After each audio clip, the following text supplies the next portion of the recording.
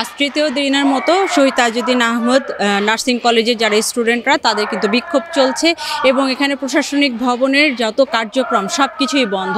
প্রশাসনিক যে ভবন আছে সেখানে তালাবদ্ধ করে দেওয়া হয়েছে এবং স্টুডেন্টের কিন্তু একটাই দাবি, নার্সিং কলেজের যিনি ডিজি তার নির্দেশনা অনুযায়ী কিন্তু এখানে অধ্যক্ষর প্রদান করা হয়েছে এবং সেখানে নবম গ্রেডের একজনকে প্রদান করার কথা থাকলেও 10ম গ্রেডের একজন কর্মকর্তাকে প্রদান দেওয়া হয়েছে এবং এর আগের যিনি অধ্যক্ষ ছিলেন তার যেহেতু প্রমোশন হয়েছে, প্রমোশনের কারণে কিন্তু তার সে অন্যত্র চলে যাওয়ার একটা কথা হয়েছে। এখানে দেখতেই পাচ্ছেন যে সকল শিক্ষার্থীরা কিন্তু এখানে এসে দাঁড়িয়েছে এবং তাদের কথা হলো যে নতুন অধ্যক্ষ হিসেবে যাকে প্রদান দেওয়া হয়েছে জামাল উদ্দিন ভূঁইয়া, তাকে আসলে তার যে শিক্ষাগত যোগ্যতা এবং টিচিং ক্যাপাবিলিটি কোনো কিছুই নেই বলছে স্টুডেন্টরা এবং তাদের দাবি যে জামাল উদ্দিন ভূঁইয়াকে অচিরেই যেন এই প্রদান থেকে সরিয়ে নেওয়া হয় এবং নবম গ্রেডের একজনকে এখানে প্রদান দেওয়া হোক।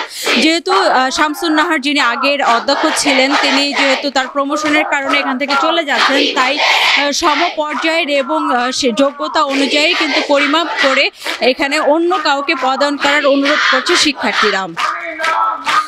এখানে যে অবস্থান কর্মসূচি চলছে, প্রতিবাদ অবস্থান কর্মসূচি এবং তার পাশাপাশি বিক্ষোভ, এখানে কিন্তু একত্রতা ঘোষণা করেছে এখানকার যারা শিক্ষকরা আছে, টিচাররাও কিন্তু এখানে একত্রতা ঘোষণা করা হয়েছে। তার কারণ তারা বলছে যে এখানে যাকে জামাল উদ্দিন ভূঁইয়া হিসেবে যাকে প্রদান দেওয়া হয়েছে শিক্ষাগত যোগ্যতা এবং তার যে প্রভাষক বা তার যে শিক্ষার দিক থেকে আসলে কোনোভাবে সে এই পদে আসার যোগ্যতা রাখে না, কিন্তু তারপরও কোনো একটি কারণে সেই অদৃশ্য কারণটি আসলে কারোরই জানা নেই যে কেন এবং কিসের জন্য জামাল উদ্দিন ভূঁইয়াকে এখানে প্রদান দেওয়া হয়েছে। তবে শিক্ষকরাও কিন্তু এই ডিজির যে দাবি করা হয়েছে, ডিজির যে অর্ডার, এই অর্ডারের বিপরীতে সে টিচাররাও একত্রতা ঘোষণা করেছে ছাত্রছাত্রীদের সাথে। তারাও বলছে যে এই প্রদানের যে ব্যাপারটি অর্ডারটি পুনর্বিবেচনা করা হোক এবং যোগ্যতা অনুযায়ী একজনকে এখানে প্রদান দেওয়া হোক।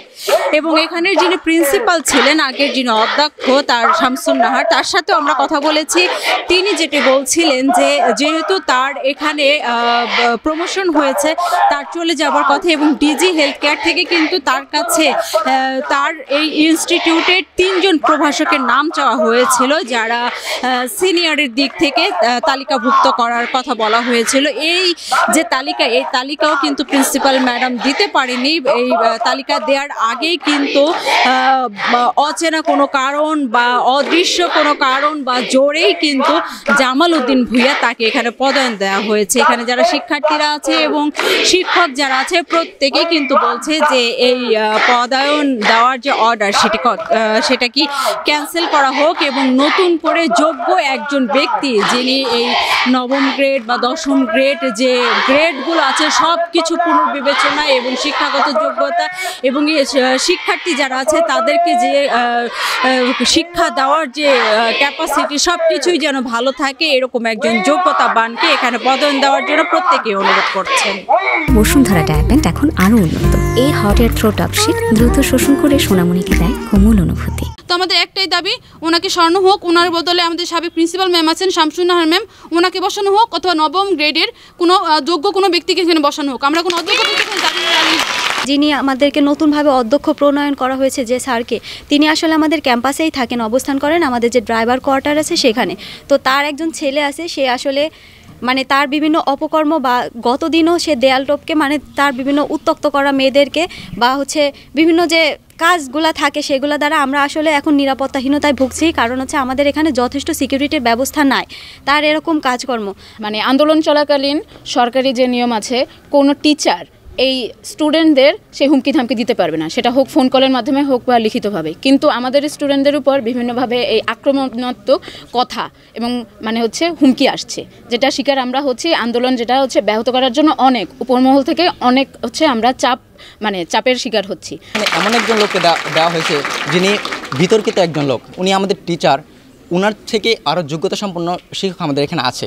যখন এই অর্ডারটা আসছে সকল ছাত্রছাত্রীরা এই অর্ডারটাকে প্রত্যাখ্যান করেছে এবং একাডেমিক ভবন তারা তালাবদ্ধ করেছে, সকল একাডেমিক কার্যক্রম বন্ধ করেছে। তো 3 দিন যাবত এটার কোনো ফয়সালা হচ্ছে না যে আমাদের আজকে অলরেডি স্টুডেন্টদের পরীক্ষা ছিল এবং সেই স্টুডেন্টরা আজকে পরীক্ষায় বসবে না।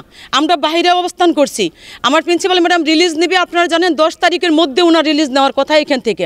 উনি রিলিজ নিয়ে এসে জয়েন করবে।